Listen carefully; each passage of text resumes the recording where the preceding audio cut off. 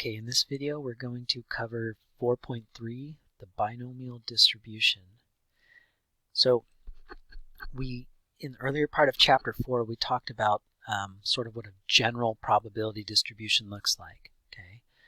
Now also when we've been studying probability we've kind of mentioned that for a particular scenario, as the rules of the game change, that sort of changes how we calculate probability. And there are many different types of probability distributions out there. Okay, so this is just one of them. There's also things like the Poisson distribution, normal distribution. There's quite a few. And the way you decide on which distribution you should follow depends on the rules of the game. If the rules of the game fit that particular distribution, then that's the one we use. Now, why it's important to know which distribution you're working with is each distribution has its own way of calculating probability, its own formulas for finding the mean or expected value, as well as the variance and standard deviation. So I think one of the challenges in statistics is exactly that first piece, is knowing what type of a distribution am I dealing with. Once you know that, the stats becomes a little easier because you can say, okay, well, then I consult this set of formulas and here's how I calculate the probability for this scenario. So we're going to start looking at scenarios that are more complicated, not so easy as just, basic probability, which is, the number of ways to pull off a success out of the total number of outcomes. So the first one we're going to get into is the binomial distribution. So here's where we would use a binomial distribution or be able to identify it, is, sometimes we may be trying to perform some sort of procedure that has only two possible outcomes. We usually refer to those as success and fail. So that could be like flipping a coin and getting heads. I either succeed at getting heads or I fail at getting heads. It could be guessing on a multiple choice test. I either guess the question correctly or I guess the question incorrectly. There's two outcomes, a success and a fail. That's it. Okay. So oftentimes we are interested in repeating that procedure and counting the number of successes we observe. So maybe out of a multiple choice test with 20 questions on it, I'm going to guess on every single one. That's me repeating the procedure. I'm going to guess on each multiple choice question, and I'm interested in counting up how many I got right, how many successes I pulled off. Or maybe I'm interested in finding the probability of getting 10 out of the 20 of them right. So here they give us an example. Suppose that you're flipping a coin 100 times and you're counting how many times it lands on heads. That results in a binomial distribution. Okay. The procedure is flipping a coin, and every time we flip it, we refer to that as a trial. So we're going to use that term a lot, trials. That's every time we guess on a question or flip the coin. Okay. It sounds a little intimidating at first, but this is actually pretty easy to calculate. These probabilities are not too painful. So when does a scenario follow a binomial distribution? Again, when does a random variable follow a binomial distribution? That's what we need to ask. When does a random variable follow a binomial distribution? Remember, a random variable is just some numerical quantity that we are interested in studying, right? Like the number of heads I get when flipping coins, the number of questions I get right while guessing on a test. Well, to determine if your random variable is following a binomial distribution, you could remember to check for this, bin. There's three criteria that have to be met. One is the results have to be binary. So the only outcomes that we can get would be a success or a fail. You guessed right or you guessed wrong. You got heads or you did not get heads. Okay. The next thing that has to be satisfied is our events have to be independent from one another and identical.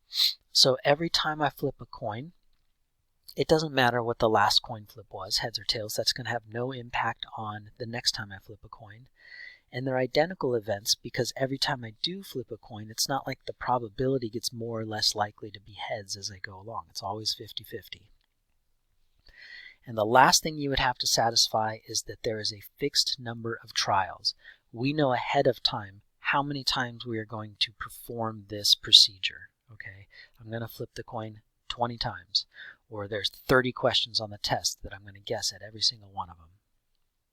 Okay, so bin, binary, independent, and fixed number of trials. Okay, we have to verify that every time before we just go and start using these formulas. Once we know it's a binomial distribution, it's going to be easy to calculate probability and expected value and all that stuff because we'll know which set of formulas we need to deal with. Now, we talked a little bit about this rule in a last video or two. Actually, I think it was mentioned at the end of chapter 3 somewhere. A lot of times, we will use the binomial distribution even when we are sampling without replacement. Remember, without replacement, that means it's like you're picking a marble and you're leaving it out of the bag. That definitely has an impact on the probability of getting another red marble or odd numbered marble or whatever it is. Remember, this makes things not independent. They're dependent when you do this without replacement. So how do we get around that? We're saying, well, if I'm not putting the marble back in the bag, then that does not satisfy this independent criteria of a binomial distribution. Fortunately, most of the things we're looking at can utilize this 5% rule. Remember, if the sample size is less than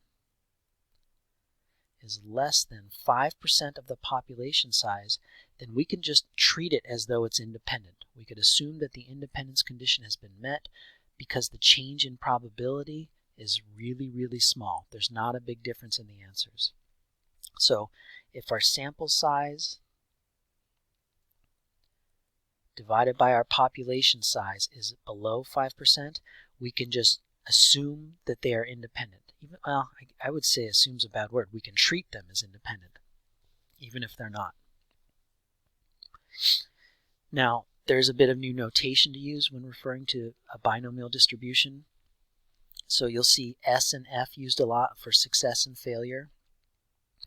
The probability of a success, we typically use P, right? That's the probability of getting a success. Now, because we're only talking about two outcomes, success or fail, heads or not heads, those two events are complementary.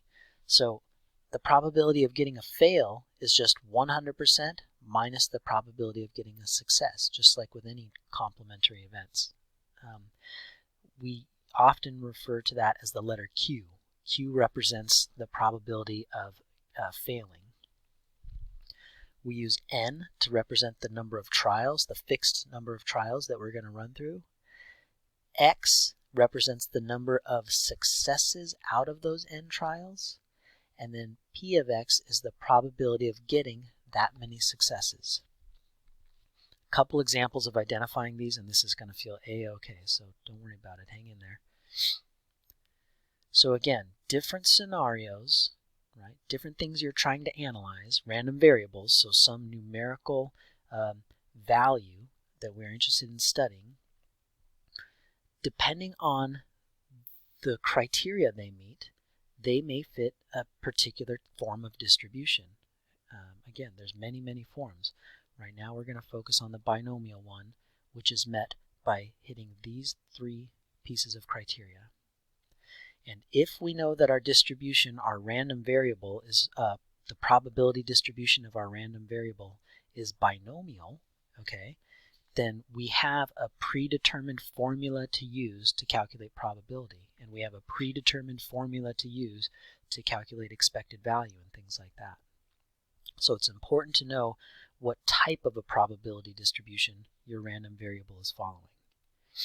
Okay, so let's get into some examples.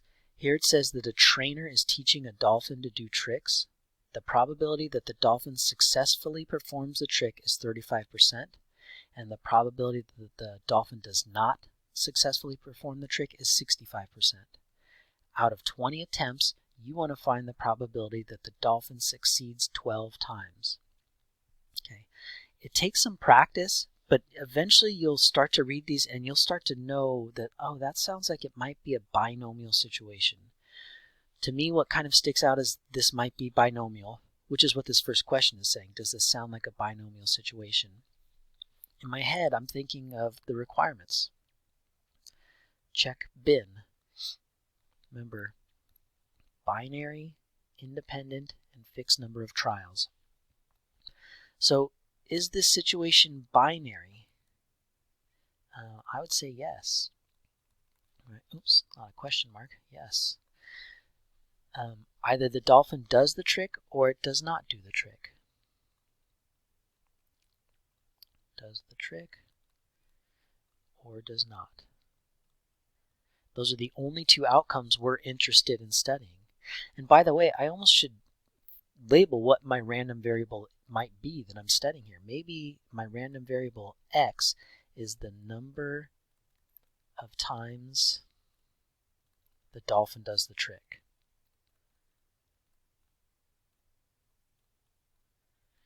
So that's what we're interested in calculating some probability on. What's the probability the dolphin does the trick 10 times or 12 times or whatever it is? Okay. So we said, yeah, it's binary. It either does the trick or it does not. Is it independent? I think we could reason, yeah, sure. I think, I don't know about dolphin psychology, but I'm thinking if the dolphin does the trick, it's not any more or less likely to do the trick again based on the fact that it just did one. And even if that's the case, you could say, well, I'm only looking out of 20 attempts. Presumably this dolphin has done the trick many, many, many, many times. So that's probably a small percentage of the total number of times the trick has been performed.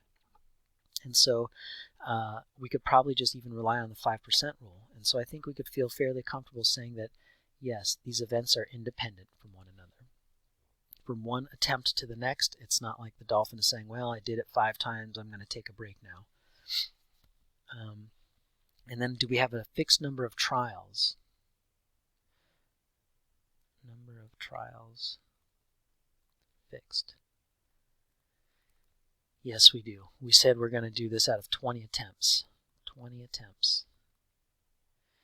So you cannot just leave it up in the air. You have to have a predetermined number of times you're going to try the event. So this satisfies binary outcomes, independent events, and a fixed number of trials. So this random variable, the probability distribution of this numerical thing, would follow a binomial distribution, and therefore we have a predetermined formula that we would use to determine the probability of getting 12 successful attempts out of 20. Okay. So they're going to give us that formula in just a second. Right here they're saying, okay, well, if that's the case, find the values of n, x, p, and q.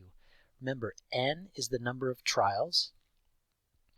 X is the number of successes you're trying to get to. So we're trying to look for 12 successes. P is the probability of a success, which is 35% in this case. And Q would be the complement of that. So they didn't even have to tell us that it's 65%. If there's a 35% chance to pull the trick off, then there's a 65% chance the dolphin will not do the trick. So they don't want us to do any probability here, just get some practice identifying, yes, it's binomial, and there's the nuts and bolts that I'm going to need to calculate the probability in a few examples here. Take a look at number 2. It says you flip a coin and count the number of heads until it lands on tails. Is this binomial? Okay, so they say, well, if you want to know if it's binomial, you got to check the requirements. Is it binary, independent, and a fixed number of trials? Okay, so again, I need a random variable here. Maybe x is the number of times I get heads. Get heads on a coin flip. So, binary. Yeah, it is. Yes. It's either heads or tails.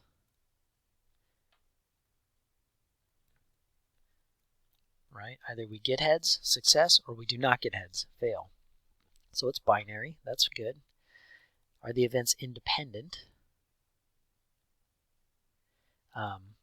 Yeah, when you're flipping a coin, remember, independent events means that from one event to the next, the probability is not being altered or changed by any previous events occurring. So if you flip a coin and you get 3 heads in a row, it doesn't mean that the coin is going to say, well, I better go tails now, right? It's equally likely every time you flip the coin. One event does not impact or affect a future event.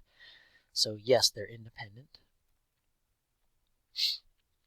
And then the last thing is, do we have a fixed number of trials?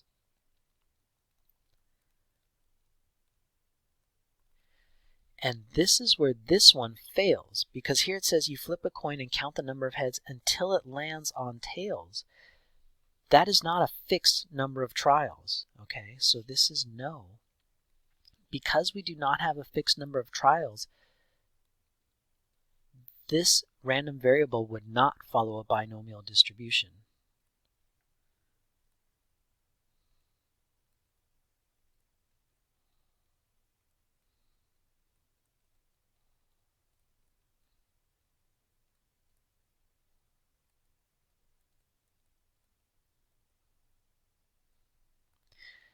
It would follow some other type of a distribution. In other words, it's going to follow a probability distribution, but it's not binomial. It's something else. So we're not going to use the formulas that we would use to calculate a binomial distribution. We would use the formulas that would be used to calculate whatever the heck type of distribution that thing follows. Okay, again, there's many, many distributions out there. Okay, I think I remember what this would follow, but I'm not going to blurt it out and throw a wrong answer. But there is a different type of distribution that this scenario would follow, that this random variable would follow. And so there is a pre-described set of formulas you would use to calculate this probability here, like the probability of flipping it 10 times until you land on a tails. There's definitely formulas for that, but not using the binomial distribution. Okay, so again, all 3 of these things have to be met in order to activate our binomial distribution probability formula. That's it. This formula tells us how to calculate the probability of pulling off that many successes out of that many trials, okay, out of n trials, if your random variable follows the binomial distribution, if it satisfies BIN, binary, independent, and fixed number of trials. Okay, so it's really a 3-step process. To find the probability of getting X successes out of n trials, we multiply these 3 things. The number of ways to choose X successes out of n trials. We saw that on the last video or 2. This idea of n choose R, which your calculators can do. You can Google a combination calculator and quickly get answers to those. You would multiply that by the probability of getting a success X many times. That's this little piece right here. And then you would also multiply by the probability of failing the rest of the time. That's that little piece there. Okay. It's really a simple formula to use once you just try it once or twice. Okay. So let's dig into an example here. It says, when an adult is randomly selected, there's an 0.85 or 85% chance that this person has a Facebook account. So suppose 5 adults are randomly selected. They're going to ask, what is the probability that exactly 3 out of those 5 selected adults have a Facebook account? Okay. Well, before I can do any probability here, one, I want to have some sort of an idea of what the heck it is I'm studying. So I'm going to label my random variable. I'm going to say X is the number of adults with Facebook. That's the thing I am interested in studying. Okay. So that is my random variable. In order to calculate probability of this random variable occurring, I need to know what type of a distribution does it follow. right now all we have to go on is binomial. So let's see if it follows a binomial situation. I mean, it already kind of sounds like it to me, because the first thing I think of with binomial is it's binary. There's only two trials. So in this case, well, let's come off to the side. Is it binary? I would say yes. They either have Facebook or do not. Those are the only two outcomes we can get, right? When you ask one of the adults, do you have Facebook? They're going to say yay or nay, yes or no. So, yeah, I'd say they're binary. Are they independent? Remember, I'm trying to check this, right? I'm checking bin. Before I just go and start using the formula, I really need to verify, is it binary? Is this formula even accessible to me? Should I be using it in the first place? Now, independent, again, a lot of times we rely on that 5% rule, because if you think about it, you know, if one adult has Facebook, then maybe their friends are more likely to have it. In other words, by one person having Facebook, it could actually impact the likelihood that another adult has Facebook, depending on if they know each other or what. So at heart, it seems like these are not independent. That again, by a group of folks having Facebook, that can impact the likelihood of other people having Facebook. However, think of that 5% rule. You're looking at only 5 adults. My sample size is very small. Sample size is 5 adults. That is well less than 5% of all adults out there. Way under 5% of the whole population, all adults. So we can treat this as independent. We know it may not actually be independent, but we're saying that the sample size is so small that the difference in doing probability the correct way, or sort of pretending that it's independent and doing the probability, there's going to be such an insignificant difference in the answers that we don't care. We're going to do it the easier way, which is to assume they're independent. And then lastly, do we have a fixed number of trials?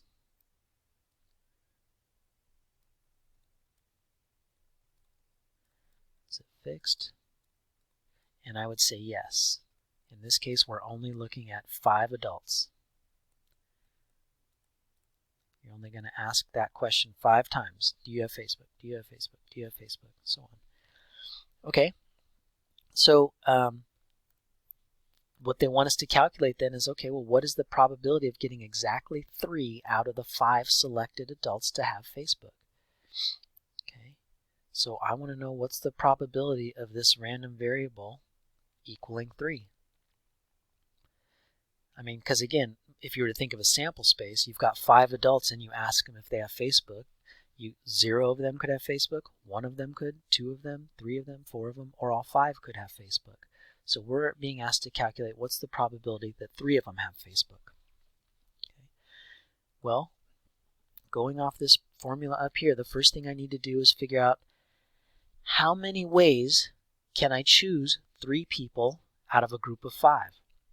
So that is 5 choose 3, which again, there's a formula for that, right? We wrote it up, I think, on the last video. But I would just use your calculator or consult Google, because in general, that formula, to do by hand, the numbers can get out of control. And frankly, we're going to do a lot of this on StatCruncher. That's what I would recommend. Okay, and then I'm going to multiply by the probability of pulling off a success x times, right? So that's p to the power of x. The probability that someone does have Facebook, a success, has probability of 0.85. That's the probability of one success. I'm going to raise it to the 3rd power, because I'm looking for 3 successes. Now, the last piece of the puzzle is then multiply by the probability of failing the rest of the time. The probability of failing is the complement. So if there's an 85% chance that someone has Facebook, there's a 15% chance they do not have Facebook. And if I'm looking for 3 people to have Facebook, that means out of 5, I'm looking for 2 people to not have Facebook. Okay. I'm going to show you how to do these calculations, but for now I'm just going to say, well, hold on.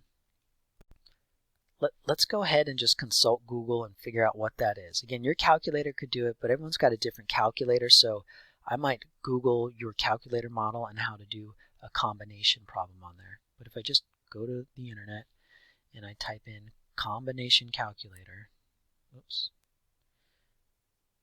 wow, that just came up. Okay, combination calculator. If you type combination calculator, the top thing will work.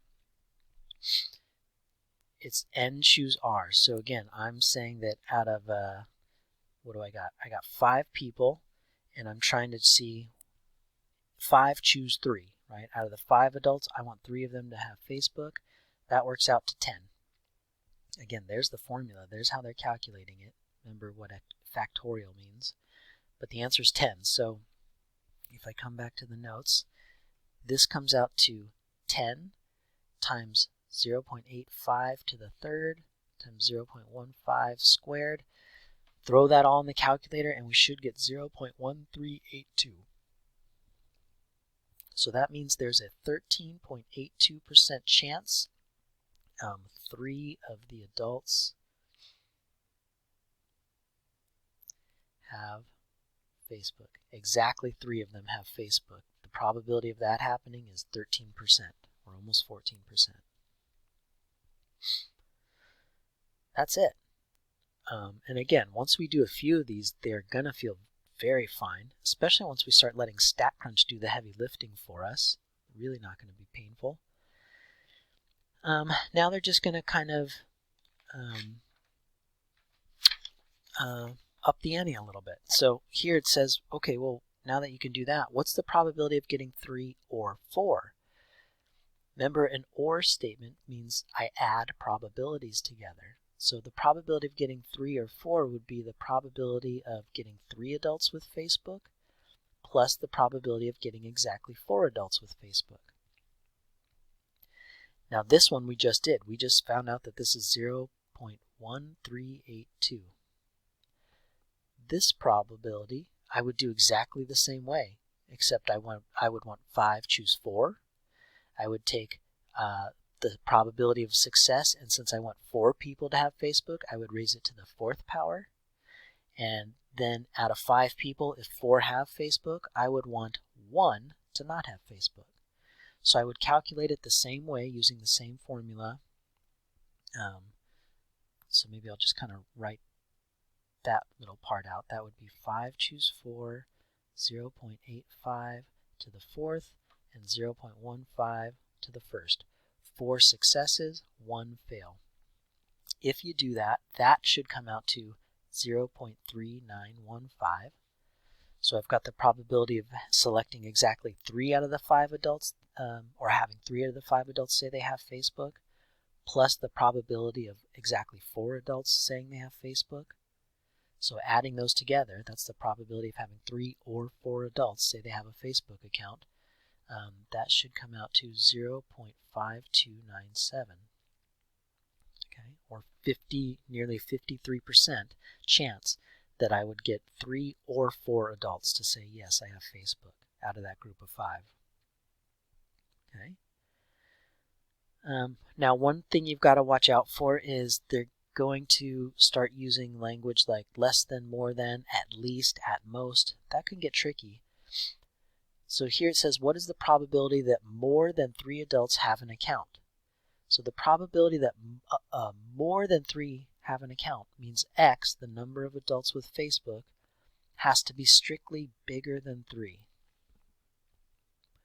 Now there's only 5 possible people in this sample, right? So what they're really asking is, what's the probability that you get 4 people to say I have Facebook?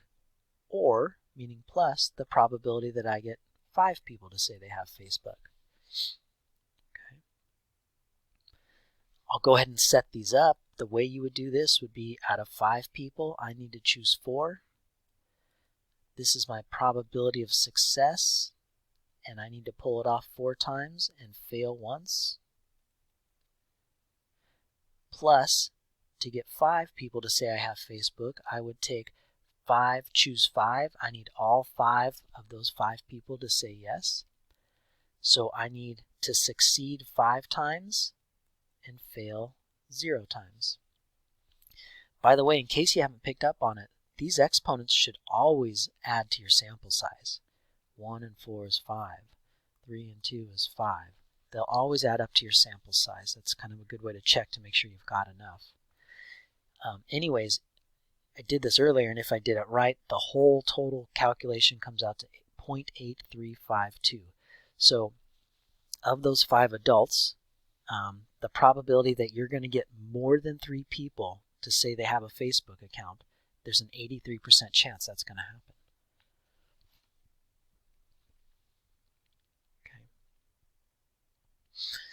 Okay. Let's flip on to the next page. I'm going to skip this. This tells you how to perform a binomial distribution using your Texas Instrument calculator. And it's doable, but man, it's kind of a pain in the butt. I'm not even going to take the time to go over it, but if you've got a scientific calculator and you want to try and learn how to do it, hopefully we could meet up and try and walk through it or try to follow those steps. StatCrunch makes life easy. We're going to do that next, okay? So let's take a look at this scenario. It says when an adult is randomly selected, there's an same scenario. When an adult is randomly selected, there's an 85% probability that this person has a Facebook account. We select 50 random adults, and they ask, what is the probability that exactly 42 adults have a Facebook account? Again, I think what we should first do is state out what is the random variable I'm studying, so I could refer to it. The random variable X could be the number of adults with Facebook. Okay. And before I could do any probability calculations here, I need to know, well, what type of a probability distribution does this follow? So we should always get in the habit of checking, is this binomial?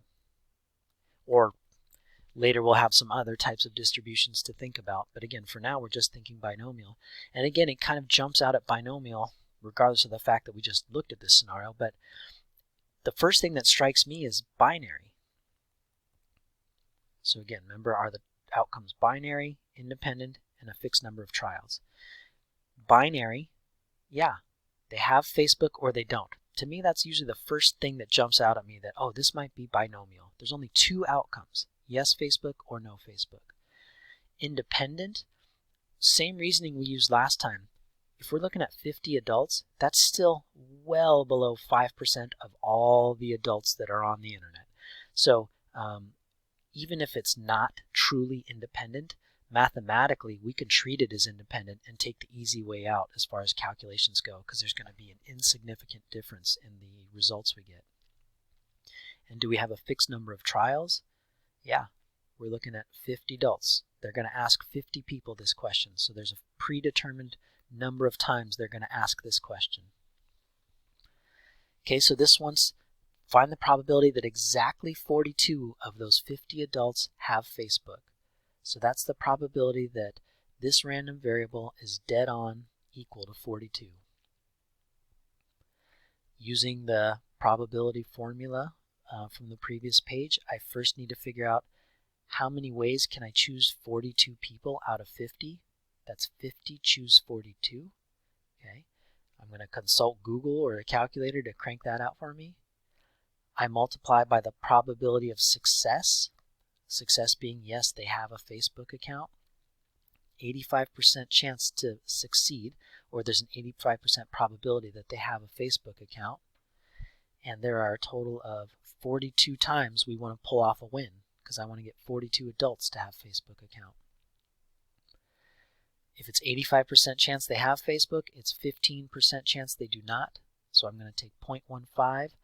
And if I want 42 out of 50 to have Facebook, that means 8 out of 50 would not. Again, these should always tally up to the grand total there. If you throw all that in your calculator, this should come out to 0.1493. there's nearly a 15% chance that you would get exactly 42 out of those 50 people to say, yes, I have Facebook. Okay? So this is still not too painful to do without StatCrunch, but this becomes painful. Let's think about this. Find the probability that no more than 42 adults have Facebook. Okay, so that gets a little bit tricky. No more than 42 adults have Facebook. That means I couldn't get 43 or 44, but I could be 42 or below. Like 42 is like the upper limit. So this is really the probability that the number of adults that have Facebook is less than or equal to 42. Now, technically you can do this by hand, because this would be the probability of no adults having Facebook, or, meaning plus the probability of one adult having Facebook, plus the probability of 2 adults having Facebook, all the way up to 42. And each one of these you can calculate this way. But screw that. Who wants to do that? That's, I mean, technically it's doable, but we'd lose our mind, or it'd take 3 hours to do. So that's not a practical way to do this. We need to now rely on technology to get this done a little more effectively. Same thing goes for this last one. Let's set up the last one before we pull up StatCrunch and do it. It says, what's the probability that at least 42 adults have Facebook? So the probability that at least 42 means it could be 42 or 43 or 44 or so on. So this is the probability that X would be greater than or equal to 42.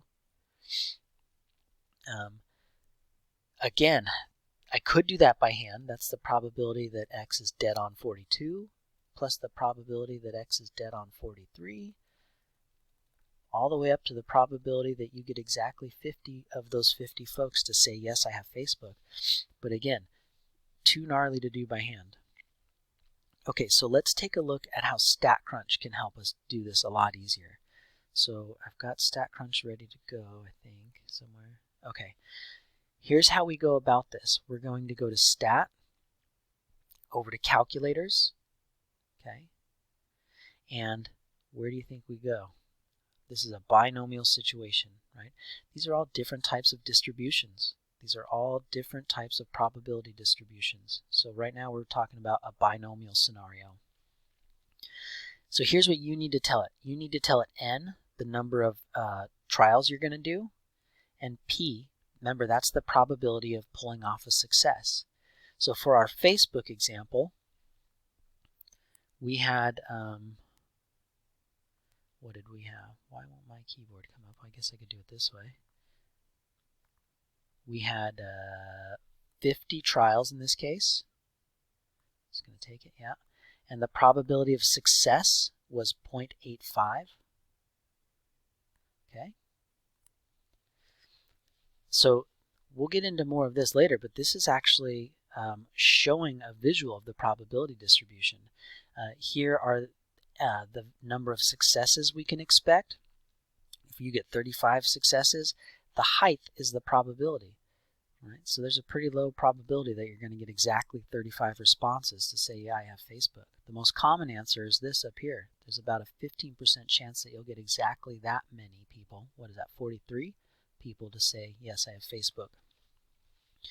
And here's the calculator I can use. For that first question, we want to know what's the probability that X is less than or equal to 42. Remember, these are all OR statements. So 42, this would be this bar, because there's 41, there's 42. So if I want to be the probability is less than or equal to 42, I'm adding this probability, or 41, or 40, or 39, or 38. I'm adding all these probabilities together. Well, the calculator can do it for us quickly. I want the probability that X is less than or equal to 42. And when you hit compute, it tells you the probability right up there, and it turns them all red. It's showing you all the probabilities it's adding up. So it's 48.12% chance that you're going to get less than or equal to 42 people to say, yes, I have Facebook. 0.4812.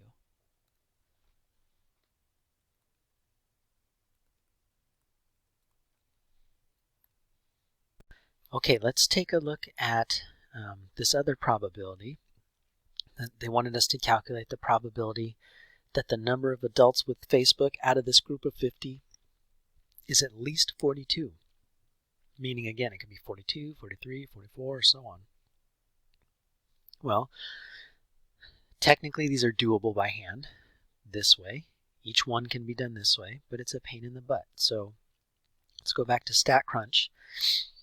It's the same number of trials. Again, where you would get this is you would go to Stat Calculator, and you would look at the binomial distribution. Oops. But here, I see that I've got already 50 trials plugged in. Remember, the probability of success was 85%. It's just in this case, I don't want the probability of getting less than or equal to 42. I'm looking for greater than or equal to 42. So you hit this button here and you could select what operator you want. It instantly computes it. So that's telling us 42 and to the right and above 42, the probability is 0.6681. This would all work out to 0.6681. So there's about a 66.8% chance that of those 50 adults, at least 42 would say they have Facebook. Okay, let's try this next example here. It says, suppose you're guessing on a multiple choice test. There's 20 questions on the test, each with 4 multiple choice options, and you're hoping to get at least a 70%, a passing grade. That works out to 14 questions that you got to get right. They're going to ask us, what's the probability that you do get exactly 70 on your test? So again, before you just dive in and start using probability formulas, you have to make sure you're using the correct formula. Right now, for a lot of the cases, there's only one to use. It's the binomial, but we're going to learn more, so you have to be aware of the scenario. So let's identify a random variable. The thing we're interested in studying is how many questions I get right. So let's say X is the number of questions guessed correctly.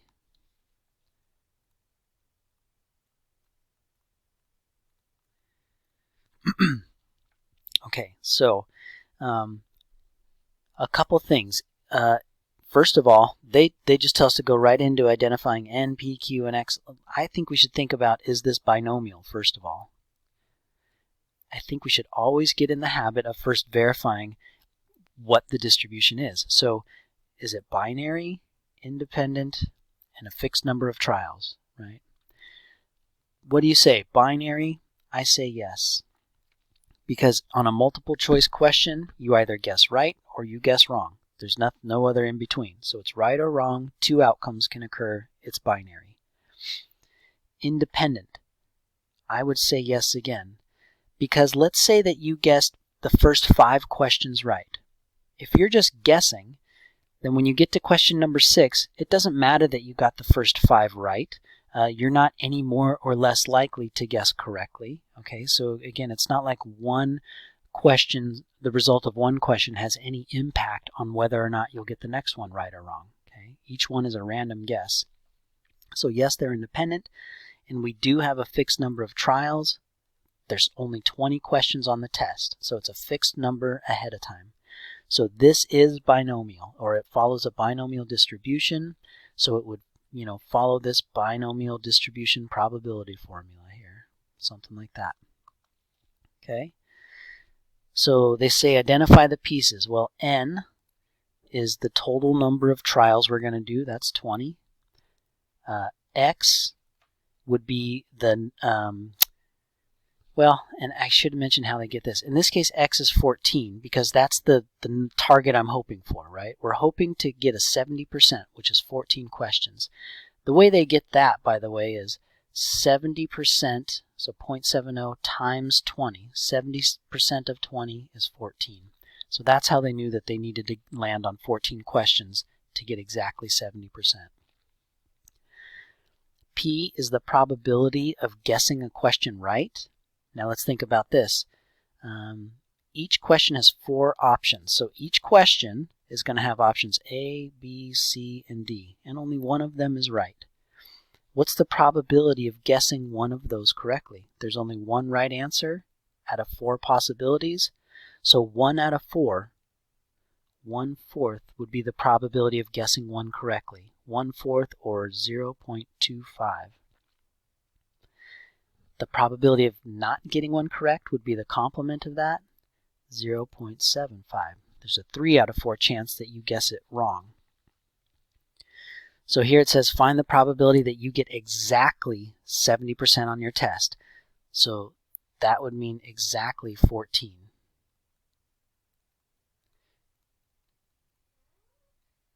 So the probability that x equals 14, dead on, I could set it up using the formula. It would be out of 20 questions, choose 14. The probability of a success is this. I want 14 successes. The probability of a failure is this. I want 6 fails, because again, these should all add up to the total number of trials. I could throw that in the calculator, or I could throw it on StatCrunch, which is how I got this number, 0.0000257. Okay, so that would be a 0.00257% chance of guessing 14 out of 20 correct. So the probability of getting a passing grade or a dead on 70 would be very, very low if you're just guessing here. This says find the probability of getting a 70% or better. So that means that the number of questions I need to get right has to be greater than or equal to 14, right? Right at 14 is 70%. Any more than that is a better percentage than 70%. It's a higher score. This I definitely don't want to do by hand, because this would be the probability of getting 14 plus the probability of getting 15 plus the probability of getting 16 and so on, all the way up to 20. So let's instead go to StatCrunch. Remember, the way we load this up is we go to Stat, Calculators, find the distribution you're working with, which is binomial, and then you need to tell it the number of trials we're dealing with. We're dealing with 20 trials. The probability of success at a trial was 0.25. Oops, that's not liking that. 25. Okay. Invalid P. 0.25. Ah, geez. 0.25. Bang. Okay. And what I want is I want to know what's the probability of getting greater than or equal to, how many correct? It was 14. Okay. The probability of the number of questions being correct being greater than or equal to 14 is 0.00002951. 0.12340 zeros 2951. And if you notice, you're more likely to do this than you are this. All right, this is slightly higher, very slightly, which makes sense because this is asking the probability of getting dead on 14. There's actually more, it's more likely that you would get 14, 15, 16, 17, 18, 19, or 20. You have more opportunities there, more ways to win, so the probability of getting that event pulled off would be higher. Again, not much. Okay, the last page tells us how to deal with or how to calculate the mean, variance, and standard deviation of a binomial distribution, okay, or of a random variable, rather, that follows a binomial distribution. So earlier in Chapter 4, we looked at how to calculate those things for a random variable. If you know the type of distribution that your random variable follows, there might be some shortcut formulas on calculating the mean, which is the expected value, or the variance or the standard deviation. And so that's what we got on the next page. Okay. If you're dealing with a binomial distribution, okay, to calculate the expected value, which again is the mean, they use mu, which is the same as the expected value of x. All it is it's n times p. Remember, n is the number of trials, p is the probability of success at a trial. to calculate the variance of the random variable x, which remember symbolically we show as the standard deviation squared, because remember you square root this thing at the end of the day to get the standard deviation. It's simply n times p times q, the number of trials times the probability of pulling off a win times the probability of getting a fail. And then again, the standard deviation, sigma, is just the square root of the variance there. So the square root of npq. All right, so when we know that we're following a binomial distribution, we get some quick little easy formulas on how to calculate those three things. So let's take a look at these last two examples. Here it says you flip a coin 200 times. If x is a random variable that counts the number of times it lands on heads, then x has a binomial distribution with n equals 200 and p equals 0.5. Let's make sure we agree it's binomial. Do you agree it's binomial? Remember, does it satisfy bin? Is it binary? Yes, the coin is going to be heads or not heads. Is it independent? Yes. When you flip a coin, getting 5 heads in a row does not have any impact on the next one being heads. Fixed number of trials? Yes, it is. There's 200 trials that we're going to attempt here. So it is binomial, and again, they told us the values of n and p. The probability of getting heads is 50%. So they ask, what is the expected value of x? In other words, how many times do you expect, or how many heads do you expect to observe? The expected value of our random variable that follows a binomial distribution is found by taking n times p. The number of trials times the probability of pulling one off. So 200 times 0.5 or half is 100, which I think we would have naturally done. If I said you're going to flip a coin 200 times, how many times do you expect to get heads? You would have said half, 100 of them. Okay, so we would expect 100 heads. Now we know that we're not going to get exactly 100 heads. Probably not. I mean, it's more likely we'll get a little more than 100 or a little less, but on average we would expect to get 100 heads if we were to do this over and over and over again. What is the variance and standard deviation? So the variance, which people write that way, or some just write variance of the random variable. That's fine too. VAR. Remember, it is n times p times q. So here the variance would be 200 trials times the probability of a success times the probability of a fail. That comes out to, hold on, I'm going to write it below, variance. That comes out to 50.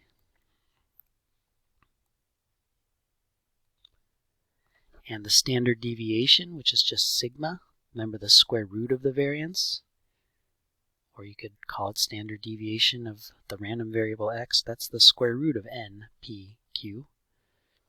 So the standard deviation in this case is the square root of 50, right, because that's what n, p, and q is, which, if I put it in the calculator right, should be 7.07.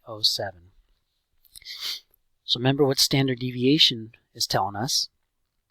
It's the average amount of fluctuation we see from what we expect, or from the mean. So if you were to flip a coin 200 times, we would expect 100 heads. But on average, we would really see that the number of heads is usually 100 plus or minus 7. Okay, so between 93 and 107 would sort of be the very common window that we would get for the number of heads. And the last question here says, outside of what range of values would you consider to be unusual? So in other words, if I flip a coin 200 times and let's say 198 of those were heads, that would be highly unusual. Okay, but what about 150? Would that be unusual? Or 130? That's a little harder to determine. So remember, we want to sort of figure out a barrier or a sort of guideline on what we can say yay or nay. That's too many or too little. Remember, what we could do to do this is if we start at the mean or the expected value and you add and subtract 2 standard deviations, remember, doesn't that create a window that contains all the normal values or the not unusual values?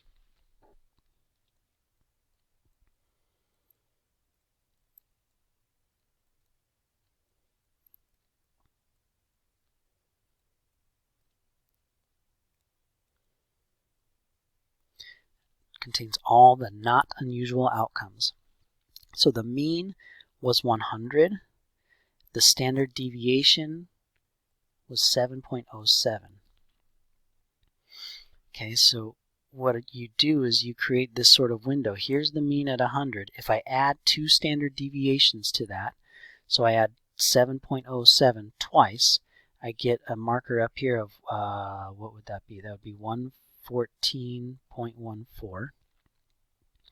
That's what happens when I add 2 standard deviations to the mean. And if I subtract 2 standard deviations from the mean, 100 take away 7.07, take away another 7.07, that's 85.86. So between those two numbers is what we would consider a not unusual number of heads to get. So if you get 86 heads, that might sound low, right, when you expect 100, but it would not be considered unusual because it's not beyond 2 standard deviations from the mean. Now, if I flip a coin 200 times and 120 of those show heads, we would consider that unusual. That's unusually high because it exceeds 2 standard deviations from the mean. So, let's see. I would say between 80, now let's think about this. 85 would be a little bit left of that marker and therefore would be considered unusual. 86 would be on the inside and would be considered not unusual.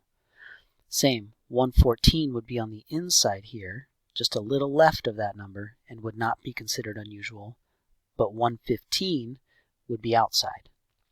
So I would say between 86 and 114 heads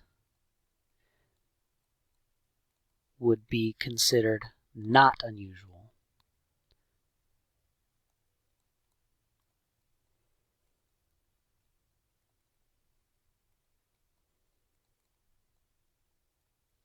And anything outside of that, anything less than 86 or more than 114 would be considered unusual, too low or too many. Okay. Now, careful on the homework, because on the homework, I mean, to me, I went with these numbers because you can't get 114.14 flips to show heads. I mean, the true window would be from 85.86 to 114.14. Follow directions online as far as the homework is concerned, whether or not they want the exact numbers rounded to some decimal, or sort of the common sense answer of exactly the number of flips that you could obtain. I can't flip a coin and get 114.14 heads. Last example on this long video, it says about 1% of the population has a particular genetic mutation. 600 people are randomly selected. Find the expected number of people with the genetic mutation in a group of 600. Again, I think we should first label our random variable and determine if it's binomial. The thing we're studying is the number of people with the genetic mutation, so that's going to be my random variable. The number of people with the mutation. Okay. Does it satisfy the requirements to be binomial? Is it binary? Yes. Either they have the mutation or they do not. There's only 2 outcomes. Could we consider this independent? Yeah. If the person next to you has the genetic mutation, I don't think that has any effect on the likelihood of you having the genetic mutation. Even if we want to argue some terms about that, like, if it's family members and it's genetic, it could be passed down. Well, 600 people is a very small sample compared to the entire world population. Okay, so if you're looking at 600 people, it's well below 5% of the total population. So even if it's not truly independent, mathematically we could treat it as independent because, again, we've seen that when you're talking about such a small sample size, the difference in doing probability the correct way and the sort of easier way, which is to pretend they're independent, they're basically the same answer. There's such little difference in between the answers that we're not going to worry ourselves with it. So even if you're not sure about independence, it's well below 5% of the population, so we could at least pretend that it's independent. And are there a fixed number of trials? Yes. We're only talking about 600 people here. Okay. Find the expected number of people with the genetic mutation in a group of 600. The expected number, the expected value. I want, out of a group of 600, what's the expected number of people that have that genetic mutation? Remember, for a binomial distribution, it's the sample size you're talking about times the probability of success, or in this case, the success is having that genetic mutation. So the expected value would be 600 times 1% of the population have that genetic mutation. So that would be 6 people. 6 people out of those 600 people we would expect to have that genetic mutation. Find the standard deviation of this random variable. Because this random variable follows a binomial distribution, we have this formula to find standard deviation. It's the square root of NPQ. So the standard deviation for this random variable would be the square root of N is 600. The probability of having the genetic mutation is 0.01. And then the probability of not having it would be 99%, or 0.99. Throw that all in the calculator and you get a standard deviation of 2.437. So we would expect, out of 600 people, we expect 6 to have the genetic mutation. But we understand that when you grab 600 people, you're not going to get dead on 6. Or it may not, you're probably not going to get exactly 6. You'll get a little more or a little less, but it'll hover around 6. And the more times you investigate 600 people, the results will average out to 6. So what the standard deviation tells us is that we can expect this to be the normal fluctuation in the number of cases of people with this genetic mutation above or below 6. Okay? All right, that concludes Chapter 4. Thanks for sticking it out through this long video. We'll get more rolling shortly.